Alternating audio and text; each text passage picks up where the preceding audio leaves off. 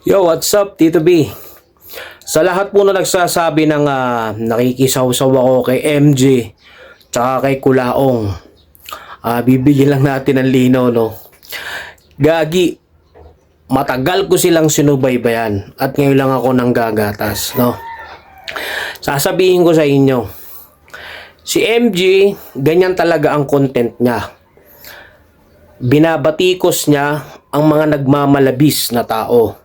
So si Kulaong nalaman niya na nagmamalabis sa mga OFW dahil dun sa mga pagtulong niya dati sa pandemya na 'di ba binibigyan siya ng pera pero ginagamit niya sa pagtulong, oo, pero halos 20% yung iba naman ay binubulsa niya.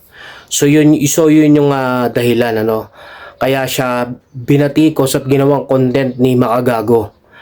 At ngayon sinasabi nyo na kinasuhan ni Makagago etong si Kulaong na maraming naitulong kaysa kay Makagago. Ito lang yan, mga kapatid. Ang unang nagkaso dyan ay si Kulaong. Yun ay 76 counts cyber libel law against kay Makagago. Ang problema lang ni Kulaong, nag-file na siya ng kaso laban kay Makagago. Daldal pa siya ng daldal, tira pa siya ng tira kay Makagago, at dinamay pa ni Kulaong ang asawa ni MG. Binanggit niya pa yung totoong pangalan. 'Di ba? At tinira pa ni Kulaong yung Dodger niyang kotse na hindi din may-ari si Makagago. At marami pang siyang tinira, buong kamag-anak ni MG. Tinira ni Kulaong yan. So itong si MG nakakuha ng pangdepensa. Nakakuha siya ng malakas na ebidensya na laban kay Kulaong. So nag-file si Kulaong, nag-file din si MG. At si Kulaong ang nauna. Ang problema lang kay Kulaong, nahanapan siya ng butas. Kasi nag-file ka na ng kaso. Tira ka pa ng tira kay MG. Tinitira mo pa yung asawa niya, pamilya niya. So nahanapan ka na ng butas. O, di ba? Dapat ang ginawa ni Kulaong, nanahimik. Lahat ng sasabihin ni MJ, screenshot, video, file, dapat ang gano'n ang ginawa. Ang problema kasi kay Kulaong, habang nagfa-file, tira ng tira. So, hindi niya alam na habang tira siya ng tira, imbis na umakyat sa korte yung kinaso niya, ay hindi. Kasi nakadepensa ng maganda si Makagago. So, pagdating pala ng piskalya, na-dismiss na.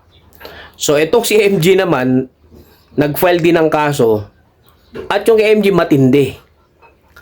Pumasok talaga. Ang problema lang ni Kulaong, hindi siya umaatin ng hearing. At hindi siya nagbigay ng tamang address niya. Kaya ang nangyari sa kanya, nawarrant siya. O, sino ngayon ang mali? 'Di ba? Tapos sasabihin nyo na pinakulong dahil maraming naitulong tong tao na to, maraming naitulong dahil yung pandemya. Ay hindi ho. Ako nagsasabi sa inyo kasi nakasubaybay ako sa away ng dalawa na to. Kung hindi nagkaso si Kulaong, hindi naman magkakaso yan si MG kasi content niya yan. At maraming kaso yan si MG ng mga cyber libel law dahil sa kanyang content. Pero nilalaban niya. Ang problema kasi dinamay ni Kulaong yung pamilya niya, asawa niya, kamag-anak niya, 'di ba? So nakahanap siya ng magandang pangribat. Kaya rin na-dismiss yung kinaso ni Kulaong at pumasok yung kinaso ni MG. Kaya magtataka kayo, 'di ba? Sabi nyo, lumapit sa mga ahensya, lumapit sa mga ganito. Hindi ho, kasi ako nagkaso rin ako ng cyber libel Kapag maganda ang complaint affidavit mo at talaga namang may tinatawag tayong malis. Kasi alam mo, kung tutuusin, mananalo dyan si Kulaong dapat. Kasi may malis na tinatawag. Ano ba ang malis?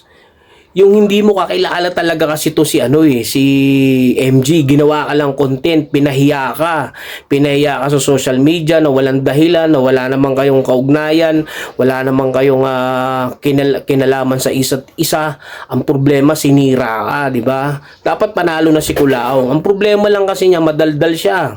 Gawa siya ng mga video, hindi niya alam nandiyan si Food Genius. O upload dito.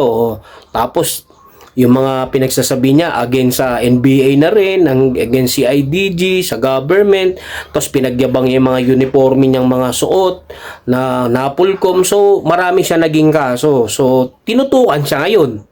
So lahat ng sanghay ng gobyerno nakatingin kay Kulaong. So lahat ng gagawin niya na hakbang may kaakibat. Kaya lahat yan nagtulong-tulong. Kaya ang warrant of arrest kasi guys, nilalabas yun dun sa sa korte, 'di ba? Pero yan minsan kasi ang warrant of arrest matagal din yan eh. Kung hindi mo minsan kung kunyari ako yung complainant. So kung hindi ko aasikasuhin yung warrant ng kaaway ko, matatagalan 'yon. Hahanapin pa ng mga pulis kung saan nakatira yon o ganito. Ang nagkataon kasi yan, nalaman niya ni MG, pumunta yan sa warrant section kasi meron nga mga legal advice yan, may mga attorney yan. So ang ginawa niya, siyempre mas advance sila, pumunta yan sa warrant section sa Parañaque. Meron na bang warrant si Kulaong, ganto. So nahawak, nagkataon na may hearing sila sa 24. O, di ba? So hawak na ni MG, kaya nakita mo sa video, hawak na yung warrant of arrest. Pero hindi naman pumunta doon si Kulaong. Pero nalaman nila kung nasan si Kulaong kasi nag-live Sheraton na hotel. Dun sinerve ang warrant of arrest niya. Kaya dun siya natuspok. Kaya nalaman ko din na mayroon pa pala tong kaso dun sa human trafficking. Kaya pala siya nag-grant doon dahil pinagbigyan siya ng korte para makapag-bail siya. Tapos ngayon ito na naman, 'di ba? Meron na naman siyang warrant of arrest kaya hindi pa siya parang nakakalaya eh. Hindi rin siya nakakakilos. Kasi baka nakapending pa. Hindi pa sinasabi ng korte na pwede na siyang magpiyansa. Ang masasabi ko diyan, napakahirap ng kalagayan ni Kulaong. Lalo na ngayon, marami pang nagkaso sa kanya. Marami pang pending na case. Ang mangyayari dyan, maghihiring si Kulaong habang nasa loob siya. Pagtatanggol niya yung sarili niya habang nasa loob siya ng kulungan. Yun ang pinakamahirap. Yun ang mga nangyayari sa mga katulad natin, yung mga kababayan natin na walang sapat na pambayad ng attorney, walang sapat na pangkilos o pang-asikaso ng kanyang sarili para depensahan.